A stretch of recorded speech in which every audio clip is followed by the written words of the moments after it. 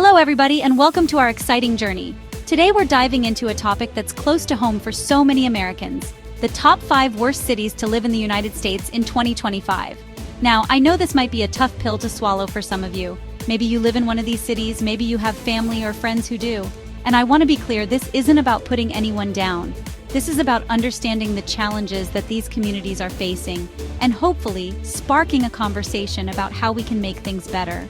We'll be looking at factors like crime rates, job opportunities, can you afford to live there, how are the schools, what's the quality of life like, and even some of the unique history of these places. So stay tuned because you definitely don't want to miss this. Before we embark on this incredible journey, I'd love for you to be part of our adventure. If you haven't already, hit that subscribe button and give this video a thumbs up.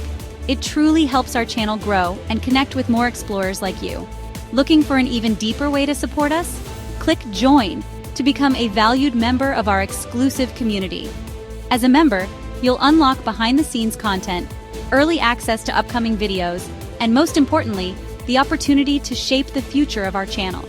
Your voice matters, and we want to hear it. Join today and connect with fellow adventurers who share your passion for exploration and discovery. We begin our journey in the heart of the American Midwest, in a city that was once a symbol of industrial might and the American dream, Detroit, Michigan. Detroit's story is one of both triumph and tragedy. This is the Motor City, the birthplace of the American automobile industry, a place that drew generations of workers and families seeking opportunity and a better life. But in recent decades, Detroit has faced a perfect storm of challenges, from the decline of manufacturing jobs to social unrest, population loss, and yes, let's say it, crime. And when we talk about crime in Detroit, we have to be honest with ourselves about the toll it's taking on the people who live there. Detroit has one of the highest murder rates in the United States, significantly higher than the national average. Behind these statistics are real people, real families, real communities that have been shattered by violence. And it's not just murder. Property crime is also a major issue in Detroit, leaving many residents feeling unsafe in their own homes and neighborhoods. Imagine, you work hard, you save up, you finally buy a house, a place to call your own, and then you live in fear that it might be broken into, vandalized, or even taken away from you. That's the reality for far too many people living in Detroit today. Now, this isn't the whole story of Detroit, not by a long shot. There are amazing people here, resilient communities, and a fighting spirit that refuses to give up. But we can't ignore the challenges, the very real and present danger that so many people are facing every single day. We need to have a real conversation about how to make Detroit safer, how to create opportunities for its residents, and how to restore hope to a city that has given so much to this country. And that conversation starts with acknowledging the truth, even when it's difficult, even when it hurts. Our next stop takes us to the shores of Lake Erie, to a city that's often overshadowed by its bigger, bolder neighbors, Cleveland, Ohio. Cleveland, like Detroit, has a rich history tied to manufacturing, but it's also a city that's been grappling with economic hardship and social inequality for decades. One of the biggest challenges facing Cleveland is a lack of job opportunities, particularly good-paying jobs that can support a family and provide a pathway to the middle class. The unemployment rate in Cleveland is consistently higher than the national average, leaving many residents struggling to make ends meet. Imagine, you wake up every morning, you're ready to work, you want to provide for your family, but there are simply no jobs to be found, or the jobs that are available pay so little that you can barely afford to keep a roof over your head. That's the reality for far too many people living in Cleveland today. And when people don't have jobs, when they feel like they're being left behind, it creates a ripple effect that impacts every aspect of life in the city. It can lead to higher crime rates, a decline in the quality of schools, and a sense of hopelessness that can be difficult to overcome. Now, Cleveland is not without its charms. It has a vibrant arts and culture scene, passionate sports fans, and a beautiful lakefront. But we can't ignore the economic struggles that are holding this city back. We need to invest in job training programs, attract new businesses to the area, and create an environment where everyone has the opportunity to succeed, regardless of their zip code or their background. From the industrial Midwest, we now travel to the sunny shores of Southern California, to a city that's facing a different kind of crisis, San Bernardino. San Bernardino is a city of contrasts, with stunning natural beauty just a stone's throw from neighborhoods grappling with poverty, crime, and a severe lack of affordable housing. Let's talk about affordability for a moment, because this is an issue that's impacting families all across California, and indeed, all across America. The cost of living in San Bernardino, particularly when it comes to housing, has skyrocketed in recent years. Rents are rising faster than wages, and many families are finding themselves priced out of the very communities they've called home for generations. Imagine, you're a teacher, a firefighter, a nurse, you're working hard, serving your community, but you can't even afford to live in the city where you work. You're forced to commute long hours, sacrificing precious time with your family just to make ends meet. That's the reality for far too many people living in San Bernardino today. And when people are forced to spend the majority of their income on housing, it leaves them with little left over for other essentials like food, healthcare, and education. It creates a cycle of poverty that can be difficult to break free from.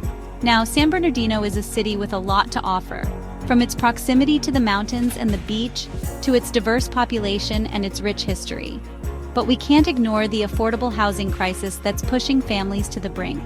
We need to build more affordable housing, provide rental assistance to those who need it, and create pathways to homeownership that are accessible to everyone, not just the wealthy few. Our next stop takes us to the East Coast, to a city steeped in history and charm, but also grappling with deep-seated problems, Baltimore, Maryland. Baltimore is a city of contradictions, with beautiful neighborhoods nestled alongside areas plagued by poverty, crime, and a sense of despair. But today, we're going to focus on one issue in particular: education. Because education, as I've always said, is the key to opportunity. It's the foundation upon which we build a better future for ourselves, for our families, and for our communities. Unfortunately, the state of education in Baltimore is nothing short of a crisis. The city's public school system has been struggling for decades, with low graduation rates, high dropout rates, and a lack of resources that's leaving far too many children behind. Imagine, you're a child, eager to learn, full of dreams for the future, but the school you're assigned to is overcrowded, understaffed, and lacking in basic supplies.